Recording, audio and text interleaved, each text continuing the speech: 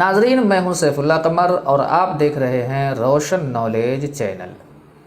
ناظرین، امریکہ میں ایک مسجد ہے جس کا نام ہے قلب مریم۔ اس مسجد میں کس طرح سے نماز ادا کی جاتی ہے، اس مسجد کو کس نے بنایا، ان سارے پہلو پہ ہم گفتگو کرنے کی کوشش کریں گے۔ لیکن اس سے پہلے آئیے جانتے ہیں کہ اسلام مذہب میں عورتوں کو مسجد میں جا کر نماز ادا کرنے کی اجازت ہے یا نہیں ہے۔ تو ناظرین، مذہب اسلام کے شروعات میں ہمارے نبی کریم صلی اللہ علیہ وسلم کے زمانے میں عورتوں کو مسجد میں جا کر نماز ادا کرنے کی اجازت تھی۔ ان کے لیے ایک جگہ مخصوص ہوتی تھی جہاں وہ امام کے پیچھے نمازیں ادا کیا کرتی تھی۔ لیکن پھر نبی کریم صلی اللہ علیہ وسلم کے تشریف لے جانے کے بعد حضرت عمر فاروق رضی اللہ تعالی عنہ نے عورتوں کو مسجد میں آ کر نماز ادا کرنے پر پابندی لگا دی، اور یہی سلسلہ چلتا رہا۔ لیکن بعد میں کچھ فرقوں نے جیسے وہابی اور بہرے وغیرہ نے عورتوں کو مسجد میں آنے کی پھر سے اجازت دے دی، لیکن طریقہ وہی رکھا جو نبی کریم صلی اللہ علیہ وسلم کے زمانے میں تھا کہ عورتوں کے لیے ایک جگہ مخصوص کر دی گئی۔ آپ یوں سمجھیں کہ مسلمانوں کے کچھ فرقوں میں عورتوں کو مسجد میں جا کر نماز ادا کرنے کی اجازت دی گئی ہے، اور بہت سارے فرقوں میں ابھی بھی اجازت نہیں ہے۔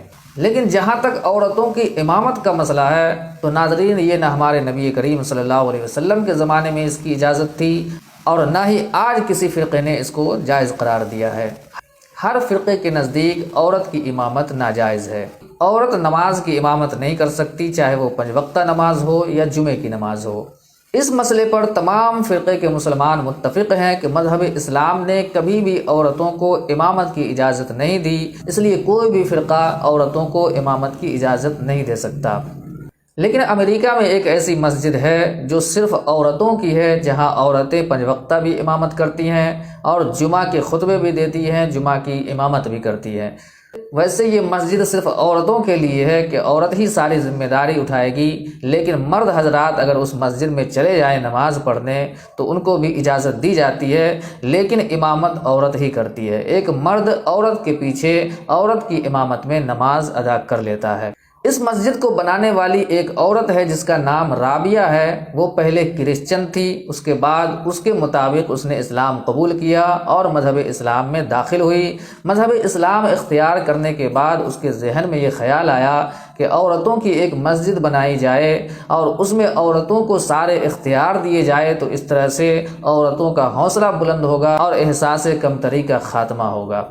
ناظرین، اس عورت نے حقیقی اسلام قبول کیا ہے یا نہیں، یہ تو اللہ رب العزت جانے۔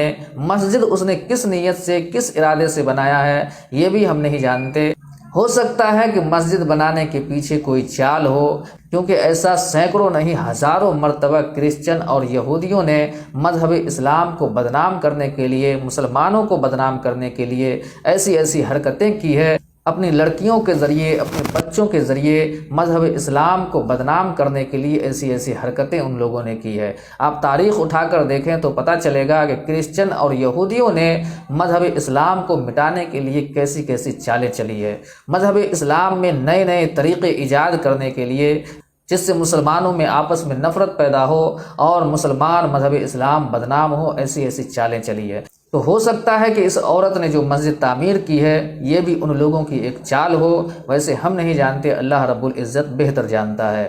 یا ایسا بھی ہو سکتا ہے کہ اس کی نیت اچھی ہو، لیکن ایک نو مسلم ہونے کی وجہ سے، ایک مذہب اسلام کی زیادہ جانکاری نہ ہونے کی وجہ سے اس نے یہ قدم اٹھایا ہو، ایسا بھی ہو سکتا ہے۔ لیکن ہمیں حیرت ہوتی ہے، تعجب ہوتا ہے ان مسلمانوں پر جو پیدائشی مسلمان ہیں، وہاں کے جو مرد ہیں، جو عورتیں ہیں، ان لوگوں نے کیسے ان کا سپورٹ کیا۔ ایسے مسلمانوں کو سوچنا چاہیے کہ جس چیز کی اجازت ہمیں ہمارا مذہب نہیں دیتا ہے وہ ہم کیوں کر اختیار کریں۔ مسلمان، حقیقی مسلمان وہی ہے جو اپنے مذہب کے ہر قانون پہ عمل کرے، لیکن ان مسلمانوں نے مذہب اسلام کے قوانین کی بالکل فکر نہیں کی، اور آج اس مسجد میں تمام مرد و عورت ساتھ میں مل کر نماز پڑھتے ہیں، عورتیں امامت کرتی ہیں، عورتیں مسجد کی ذمہ داری سنبھالتی ہیں، عورت ہی ساری ذمہ داریاں نبھاتی ہیں، مرد حضرات صرف آ کر مسجد میں نماز ادا کرتے ہیں۔ اس کے علاوہ مرد اگر کسی بھی معاملات میں وہاں شامل ہونا چاہیں تو عورتیں ہی ذمہ دار ہوتی ہے، مرد کو عورت کے انڈر میں رہ کر کام کرنا پڑتا ہے۔